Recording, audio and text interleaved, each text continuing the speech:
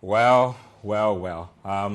Black Stars head coach Otto Addo has finally done what everybody was expecting him to do. The squad has been named. 26 players have been named. I'll be going through that list with you in a bit, just in case you missed the main announcement and you are joining us. The squad announcement has been done.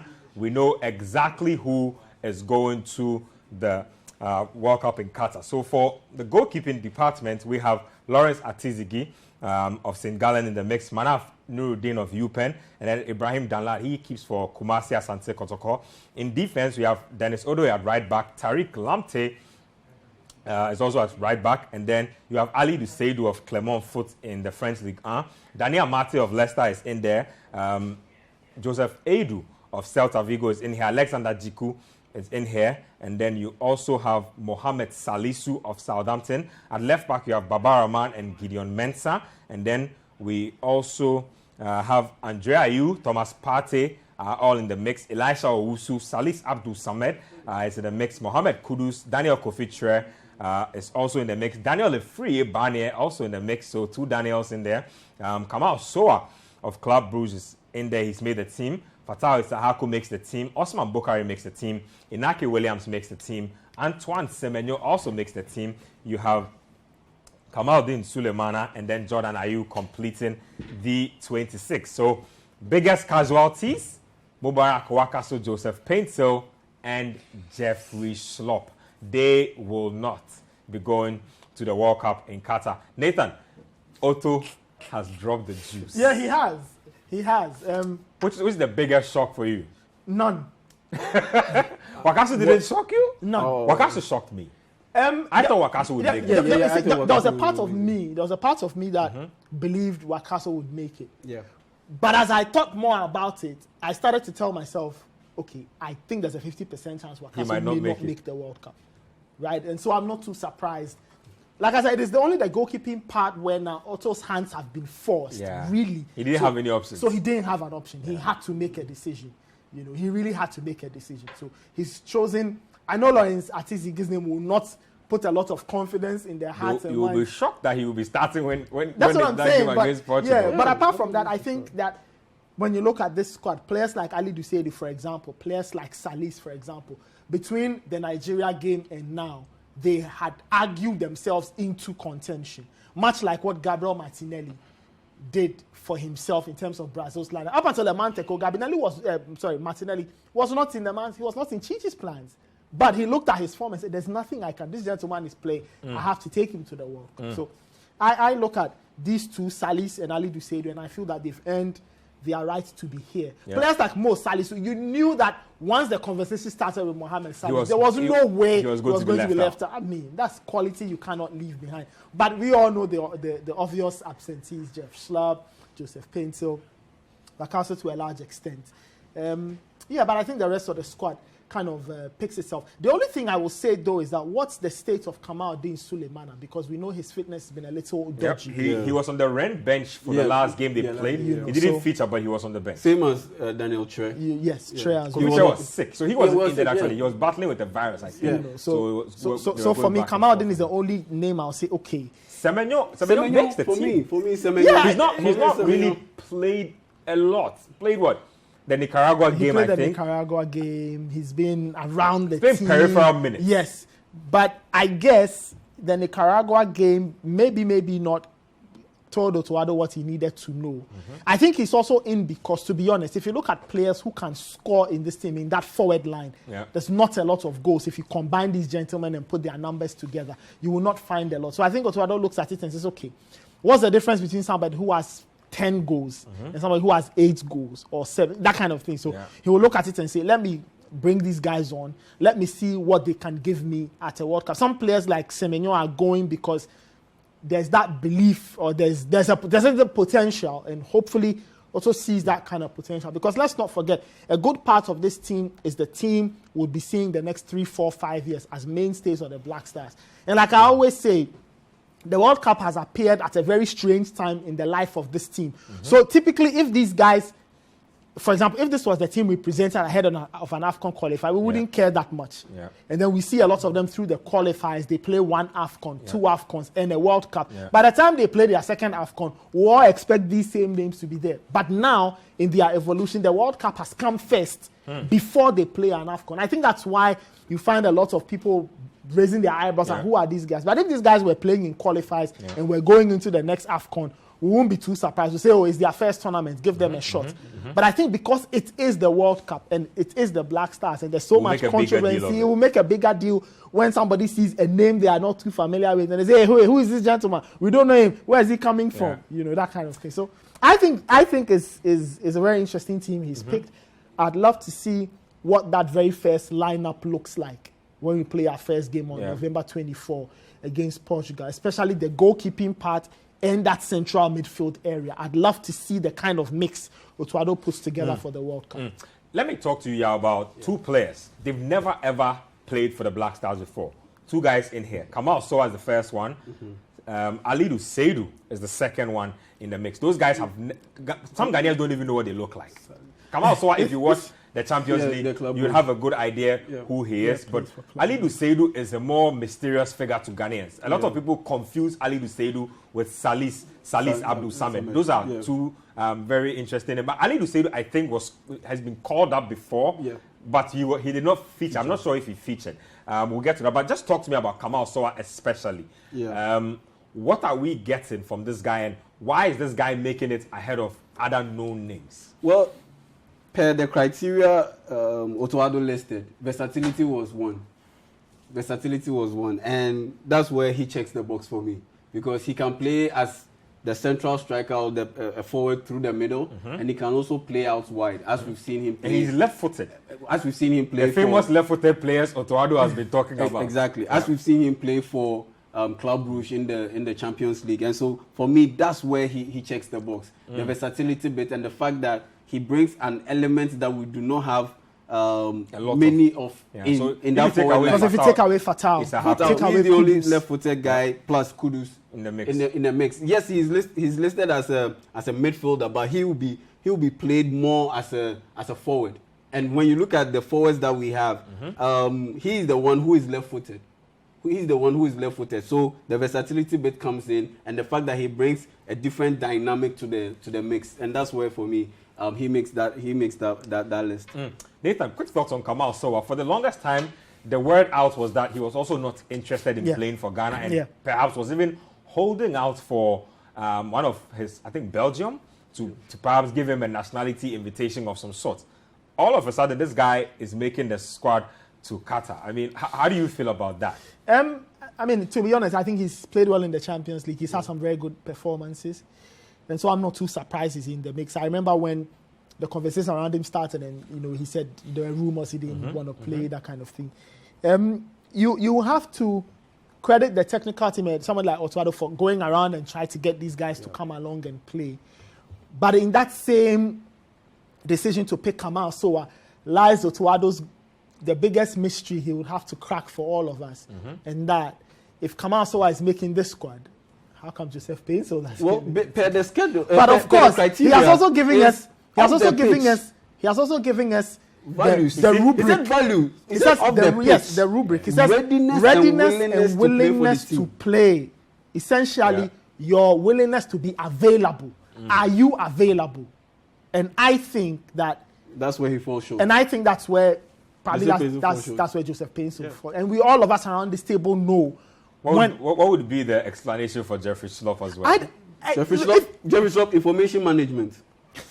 Information management. Yes. From what we've heard. From his agent down the guy in his entourage. Yes, the gentleman who put out that tweet and insulted the GFA and insulted Ghanaians too. Yes. So information management. The fact that I haven't called you up to the Black Stars does not mean that you leak that information to a guy in your entourage and have him come and bash Ghanaians and insult the GFA. So that's where he falls short. So values of the pitch, he falls short. Information management, he falls short. So that's where Jeff Schlupp doesn't make the list. I look at the Jeff Schlupp episode and I don't know how to feel about it, but I'm sure on one hand, Jeffrey Schlupp might be disappointed. But on the other hand, I'm sure he will be more disappointed in his own people. How all of this was handled. You see, because... Would that have made a difference? Probably not. But you see, what you don't want... In the face of Baba Idrisu's injury, it could have. It could have. Think about it. It could have. If he had kept quiet, I wouldn't be surprised that Jeffrey Schlupp would have been named in this list because ahead of a guy like Salih Samid. I wouldn't have been surprised. In the defense, for instance, we know that there was a replacement because somebody got injured and then somebody else had to come into the mix to replace somebody. It could have happened in the middle of the pack. Ambrosius got injured. Yes. We know he's an Otto Addo guy. He was going to go to the World Cup if he was fit. He's been replaced. So that's why Joseph Edu makes it. I believe that's why Joseph Edu makes it. So I think that probably Jeff Schlupp will be more disappointed in how everything of this. You see, because sometimes in keeping quiet and not saying anything, you make your argument even louder. And you're kind of... You see, the silence kind of vindicates you and puts you in this place in the court of public opinion. Just go about your business. You don't say anything, and then people say, "Oh, this guy wasn't caught. He never said anything." You kind of put pressure on the selector. So the next time they bring you in, maybe somebody will say compensate, but they bring you in and say, "No, we ain't cool with this guy. Let's bring him in and give him a shot." But by that singular act of a representative who got upset and put out a tweet, and it's been deleted. But like we say, people have receipts. The point is, what you've done is that you've almost kind of closed the door permanently on your return. And if any coach in future wants to bring you, people will refer to him and say, "Look at this guy. If you go and talk to him today and tomorrow you don't call him, his people will pull out tweets." And so I somehow situations have kind of fallen into Otto Addo's lap, and he's made a call, and forever and ever he'll give you this reason and say, "This gentleman can't manage information." You look at even values off the pitch. And even look at the values, for instance, I honestly believe that's where also Mubarak Wakasu falls short. Because you look at that tackle on Majid Ashimeru, look at the attitude of Wakasu after making that tackle. I've seen people try to defend that incident, saying things like, "Well, it's football and it's competitive and they know each other." I agree with that. I agree with that perfectly. It's football. It happens in the flow of the game that he mistimed his challenge. No problem with that. But you've seriously hit the guy, and you walk off and you are complaining to the referee why you even got yellow carded in the first place. No remorse. Definitely you don't check that value box. No, but I will even fault you because these are criteria given us by the head coach. Because you look at Jeffrey Schlupp, for instance, versatility, he checks the box. Balance, he's left-footed, he checks the box. Readiness, can play multiple positions as well. Exactly, readiness and willingness to play for the team. He's had ups and downs with regards to this issue, but it's clear that he's over the years he's shown up and he's shown his willingness to play for the team. So he checks that box. Values off the pitch, he's okay. Values, he falls short on that. On the pitch, his performance is on point. So information management and values off the pitch, that's where he falls short. That's why he didn't make it. Nathan, just let's elaborate on a few of the stranger names on the list before we wrap it up. Salih Abdou Samed, RC Lens in France. They had a stellar season last campaign. He's joined them I think they this season. In the top half. Top half. He's joined them this season. He's doing really well. Is this guy the man to partner Thomas Partey? And for those who have not seen him before, what are we getting from Salih? Okay, so second question first. You are getting a player who's solid, who's steady, not really about the frills. Very, very simple type of player, but hard worker. He does his work really well. And if you have a more creative player by him, that player is assured of a steady presence behind him while you can go on and do what it is you want to do. Now, is he the player to partner Partey? I think it's the greatest riddle Otto Addo has to solve with this team. Why? I'll give you the profiles of the midfielders. There's Thomas Partey. We know what he can do. Elisha Usu and Salih are more or less the same. You've got Kudus, who's probably your most attack-minded midfielder you have. And then there's Tre, who's in between. I would say... I think Tre's either a number 8 or a number 10. Yes. Exactly. But he doesn't have... sometimes number 8s are very industrious and they run around. Yeah, he doesn't have that industry. Smoother, calmer, a bit more cerebral. So there's him. And then there's Kamal Soa, who's a bit more attack-minded. So you have got to wonder... that, okay, again, I go back to my question. What kind of midfield do you want? For me, this midfield is pretty simple. You play, Otto Addo play that 3-man backline. Okay. So you play a 3-man backline. And there's a high chance you play 4 or 5 across the middle. Now, if you play 5 across the middle, your central area has 3 centre backs, three midfielders. Yeah. If you play 5 across the middle, right? 3 midfielders. Of the 3, that's the question I keep going to. The mix you want. Do you want 2 tacklers and a passer? You get it, 2 tacklers and say a Kudus. Or 2 tacklers and a Partey. Or you want 1 tackler, 1 conductor, and a secondary goal threat.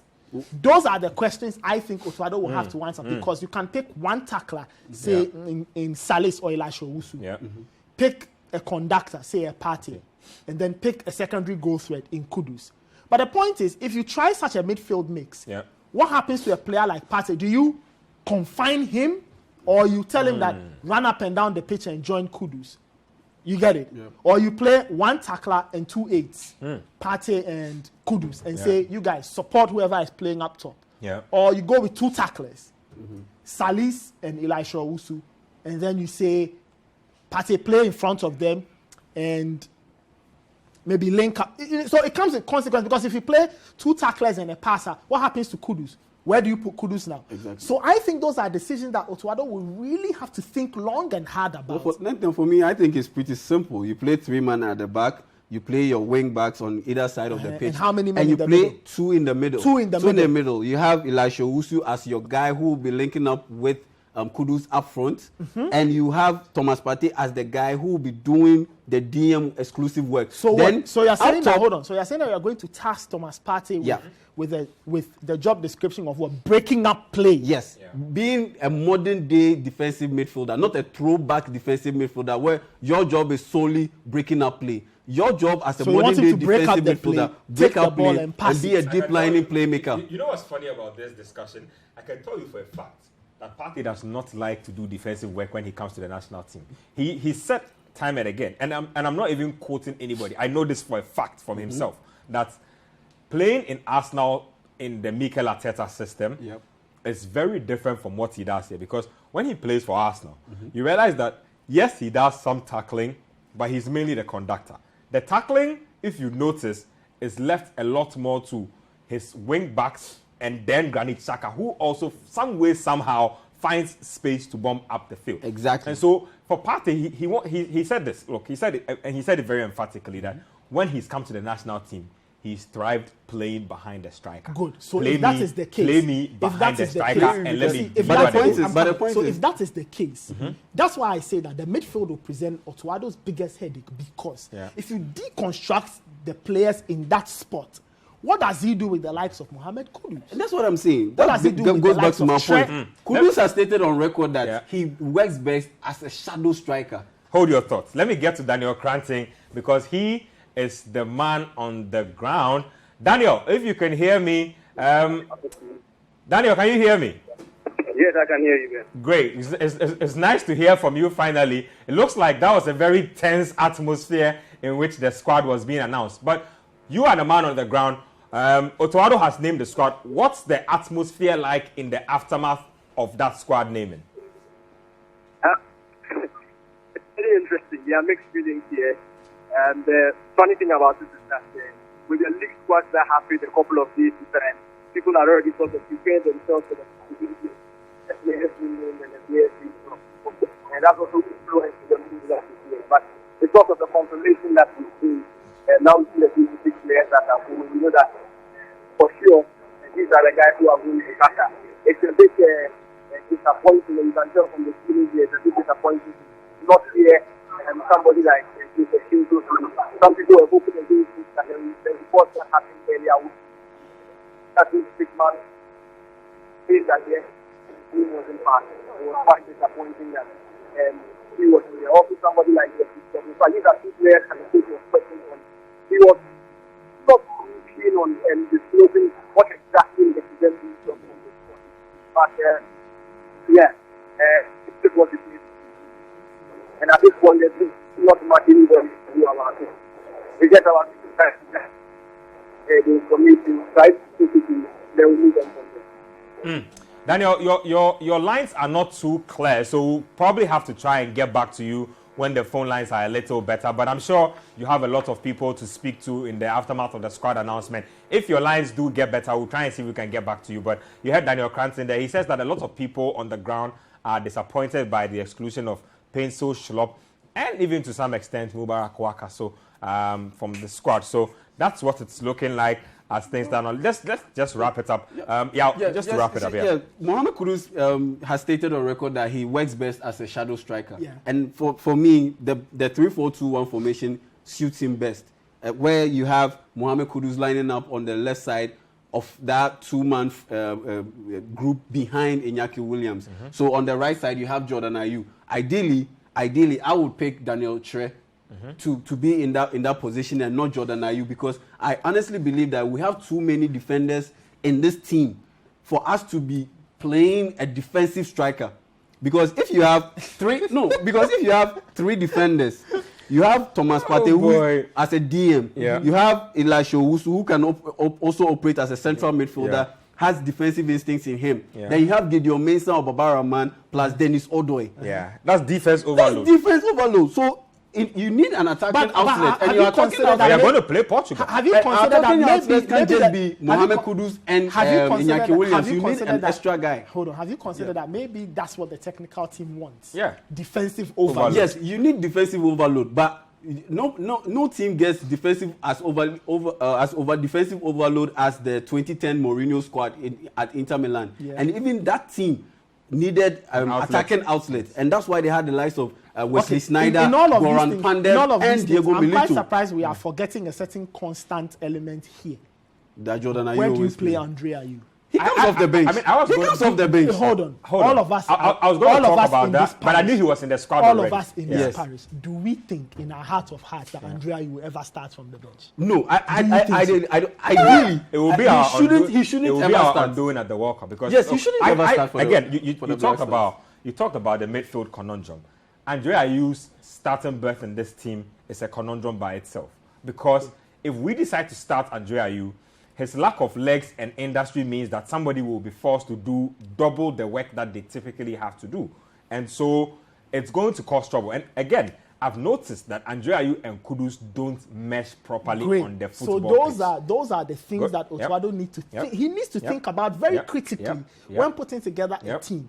Now, if you don't want a problem, right? So that's when he has every decision he makes as a consequence. Exactly. If he's saying to himself, I must play Andre Ayew, it will come at a cost. Oh, yes. That cost may mean defensively. It will come at a cost. That cost may mean a number of things. It may mean not starting Kudus. Maybe not starting even Iñaki Williams. It may mean not starting Iñaki Williams. And it means more pressure on Partey too. Probably not. But that's what I'm saying. So I think this is where Otto Addo has to earn his salary. Yeah. And he needs to take some of these tough decisions and know that every decision he makes has a consequence. Yeah. So he needs to be ready to take some of the decisions, but also be ready to quickly try and rectify, assuming you start Andre Ayew up top, and I hope he plays up top if they want to play. You play him up top.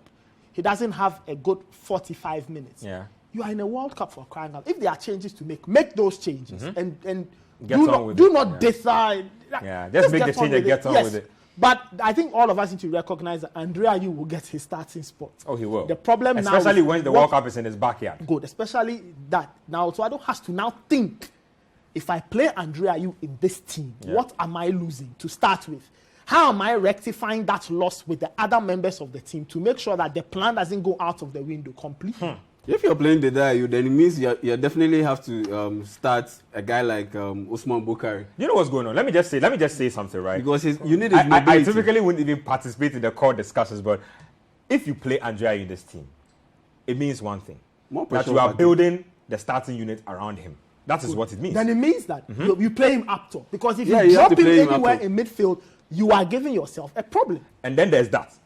But if you are going to play he and Kudus, even if you put Andre up top and put Kudus behind him, it's still problematic, because both men are left-footed. Both men like to run literally in the same spaces. And that's they like to get the ball on the. It's very problematic. What I'm saying, that whatever decision Otto Addo takes, he should never take a decision in isolation. Yeah. He needs to see what it means. And that's why I honestly believe that he should drop Andre Ayew to the bench. Look, Andre Ayew is still not drop. We know that Andre Ayew will play. We also knew that Wakasu will go because of his political clout, and he missed out on Wakasu misses out. Agreed. But the other people are there. The point we are making is that we need to look at all the possibilities. Which ones are the more realistic possibilities? The more realistic possibilities is that Andre Ayew will start. Yeah. And the point is, ideally, in my ideal starting unit, the Ayew brothers start from the bench. No problem. My point is, Otto Addo will make some kind of a compromise by starting Jordan Ayew in the team. In any case, if you start Jordan Ayew is quite mobile. If you start Jordan for the Ayew, team. you haven't committed the greatest atrocity. More than enough. If you start Jordan Ayew, you haven't committed the greatest That's atrocity. enough compensation to the Andre is where the contention because you see, he's a very interesting type of player. Does he score the goals? He scores the goals. Of the 26 we are taking, he understands this stage better than any other person. So he will play. The point is, where do you play him? So much so that it doesn't affect everybody. Good. Play him up top. And then give him the necessary tools to thrive. It will be interesting to see Andre play up top and Inaki on the bench. Yeah, no, exactly. You see, and that's a scary thing. Probably not. Even when you start Andrea, you can still start Inaki. Williams on the wings. right. Maybe Jordan on the right, Williams on the left. Then where do you play Kudus? You play him in midfield where he's a weak link. When you play Kudus, and Augustine Ayew made this point. He said that the reason why Kudus always touches the ball a lot for Ghana and not for Ajax is the areas in which we play Kudus. When you play him in Ghana, sometimes you find him tracking back all the way deep into midfield, and obviously you're going to touch the ball a lot in those areas. Exactly. When he plays for Ajax, he's up top. Striker. When you play him, one touch, second touch, you need to either shoot or pass the ball, or you look like you are over-elaborating. So now Otto Addo has got big decisions to make. And thank God he's making it and not me. You understand? And I say so. You see, this is where he's got to. You see, if you're a coach going to a World Cup, on the back of all this drama, where your own credibility is at stake, this is where you make decisions to impress all of us to say, wow, this guy knows what he's about. And part of that kind of process is looking at the team and saying, okay, if I'm playing Andre Ayew up top, this is what it means for the rest of us. It means that tactically we may have a problem. But this is what I will do to counter the problem. This is what I will do to fix the problem as much as I can. Now, if Andre Ayew doesn't work, you can haul him off and then rejig the team to look like how you would originally would have wanted. But the point would have considered like 2 or 3 goals. But the point is that the politics of Black Stars and all of us will not allow Andre Ayew to start from the bench. This is not England or Holland, where Louis van Gaal can look into a player's face and say, "You sit down." No, this is our own Black Stars, and we understand player power. Yes, and so we all need to admit around this table that I have admitted it. Is team captain. I need to admit it. Come around. Let go of your ideology now and come around. Now it's up to Otto Addo to try and see what potential consequences that decision will have and solve them. But you know, situations you need to have a bridge, kind of a bridge gap, a bridge to bridge the gap. And for me, that's why Jordan Ayew gets a start in this unit. And not Andre. And not Andre, because he will be like a bridge to the various gaps. Because Otto Addo needs to get his tactics right, he needs to get the balance right, and Jordan helps with that. And at the end of the day, you also need to you also need to keep Jordan Ayew happy. And by keeping him happy, Andre Ayew is you keep his brother in the mix. Andre Ayew is happiest when he's playing. Good. But the point is, it doesn't help the coach. Hold on. Let us not forget the politics. And I've made this point. And I'm saying that we may not like it. And I agree. But it is there. All I'm saying is that we cannot look away from the fact that of these 26, if we line them up to play a World Cup game, nobody has played as many World Cup minutes as Andre Ayew. Yes. And hearing what Otto Addo is saying, I get the sense he's a stickler for experience and somebody who knows how to handle this operation. Yes. And he'll take Andre Ayew. Strip everything away. No player, maybe take away Jan, is to borrow the basketball term, is as clutch as Andre Ayew.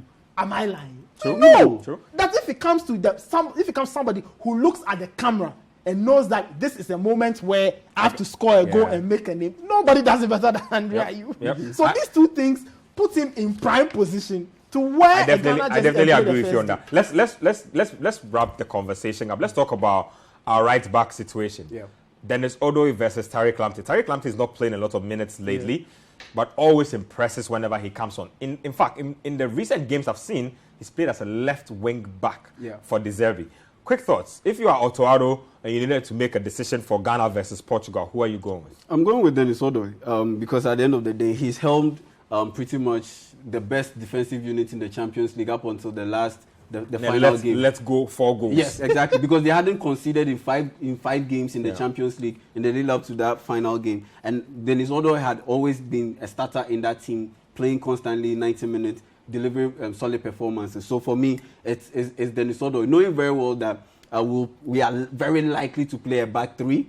And in that back three formation, you need a guy who plays as a wing back who has that defensive traits to slide in into deep into midfield and provide that back four kind of cover. And for me, that's Dennis Odoi, knowing very well that Baba Rahman is more attack-minded than Dennis Odoi. And so you have that balance again that Otto Addo is talking about. So for me, I will start Dennis Odoi ahead of Tariq Lamptey and have Tariq be the X factor of the bench.